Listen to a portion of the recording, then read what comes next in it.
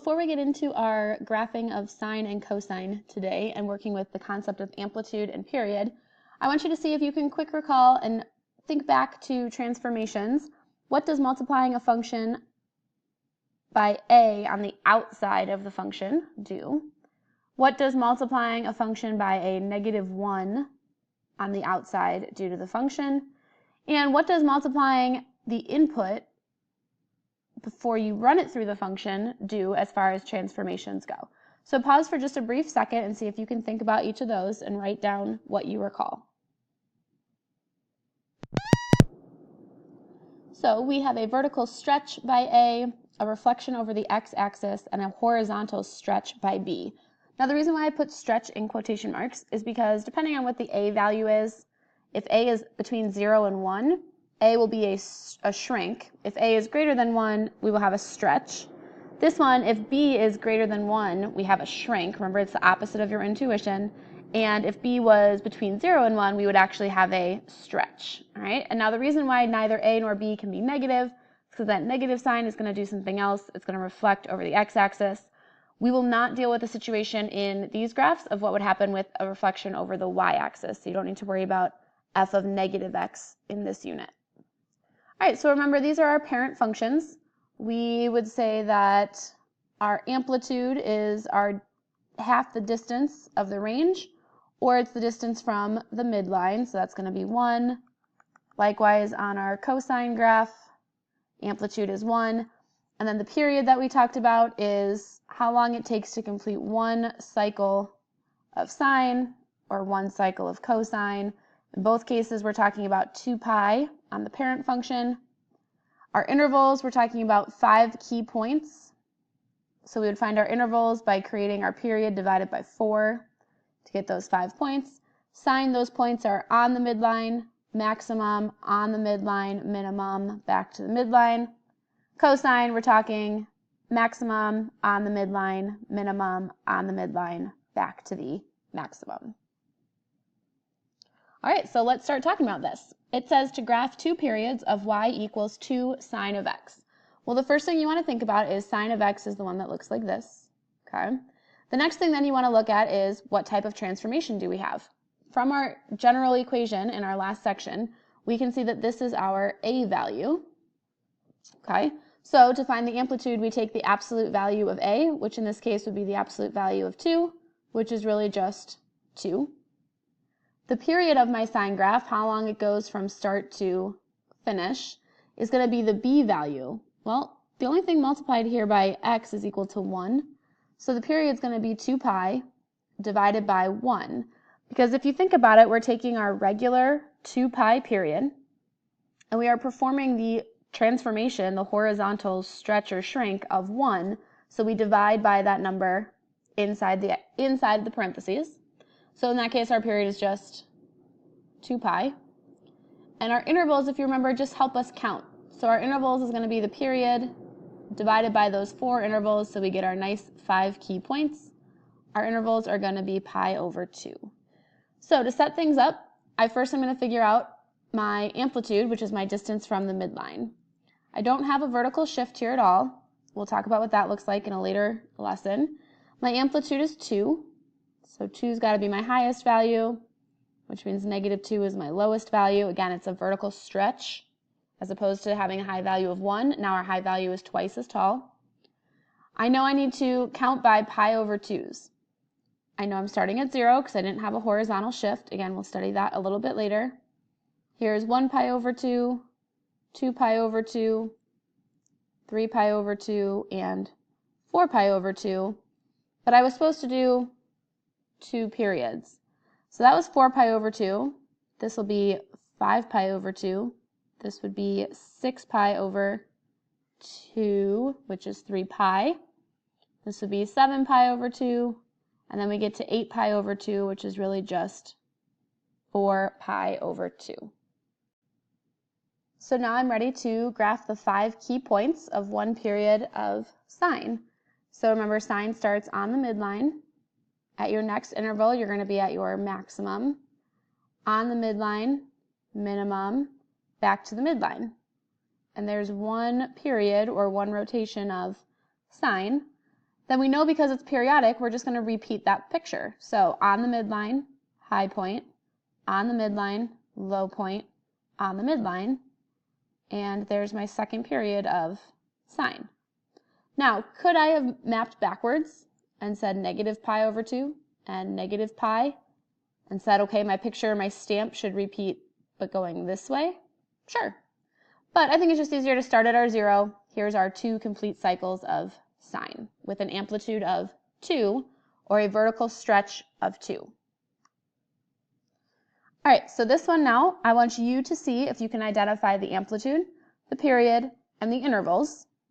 And then we're going to compare setting up our actual graph. You don't have to graph cosine yet. You don't have to graph the 1/2 yet. Just get the amplitude, the period, and the intervals, and then set up what you would mark on your axes before you actually graph cosine. Go ahead and see if you can do that. Pause now. How did it go? Great. I'm proud of you. All right, so our amplitude was 1/2. Our period was 2 pi over the b value, and then our intervals were 2 pi over 4, because we're creating those 4 intervals to get our 5 important points of cosine. All right, so now it's time to graph that cosine. Cosine starts at the maximum, crosses the midline, minimum, crosses the midline, back to the maximum. And we create 1 period of cosine. Then I'm going to repeat. So maximum, cross the midline, minimum, cross the midline, maximum. And there we go. Now again, I could have gone backwards. I could also continue in this fashion because this is periodic, but this said just to graph 2 periods. So there's 1 period, 2 periods of 1/2 cosine of x. Now you're probably thinking, come on, this is not that bad. I'm trying to figure out why are my intervals always coming out the same? The period keeps coming out the same. When are these going to get more interesting? Now's your moment. All right, so looking at this one, we have 3 sine of 2x. First thing I want to establish is this is my general shape. My amplitude is going to be that a value, my vertical stretch. So my amplitude is the absolute value of 3, which is just 3. The period is supposed to be 2 pi over the b value. Well, the b value is the number that's multiplied with x. So this time I have 2 pi over 2, which is really just pi. Aha. So now my intervals are going to get more interesting because now I take the period and divide it by 4 in order to get the intervals. Okay, well, now we got new things to do. So we're still going to start with that midline of 0 because our graph has not been shifted up or down with that plus d value. We'll get to that later. The amplitude is 3, so I need to go 3 away from my midline above and 3 away from my midline below because that's going to handle the vertical stretch of this sine wave. The intervals this time, I'm still starting at 0 because I don't have a horizontal shift. Again, we'll get to that later. But this time, instead of counting by pi over 2, I need to count by pi over 4. So here's 1 pi over 4, 2 pi over 4, 3 pi over 4, and 4 pi over 4. So that's 4 intervals, my 5 important dots for sine. But I got to do 2 periods. So I left off at 4 pi over 4. This one will be 5 pi over 4, 6 pi over 4, 7 pi over 4, and 8 pi over 4. Now, you'll notice that's really once around the circle, but now I'm supposed to have 2 periods in that time. This is getting more complex. We still know that sine starts on the midline. So here's my midline at my first tick mark. Then I need to be at my high point, which is now at 3, cross the midline, low point, back to the midline. There is 1 rotation of sine. Now I'm going to go high point, midline, low point, midline. There's my second rotation of sine. Now, could I have gone backwards? Sure. Could I have kept going? Absolutely. But this says just graph 2 periods, so I've completed 2 loops. Okay? Now, something you might notice, again, I mentioned like this is 2 pi, and usually we end at 2 pi. We kind of did, but we ended 2 loops in the time that we usually only have 1 loop. So what that did for us, this 2, was a horizontal shrink. I shrunk in my cosine graph, and now like an accordion, I've squished 2 periods inside the time that I usually would have 1. So that's that horizontal shrink coming into play. All right, you know what time it is. See if you can find the amplitude, the period, the intervals, and just get your coordinate grid set up. Then we'll compare to graph this cosine wave that will look like this. Go ahead and pause your video, find the information, set up your grid.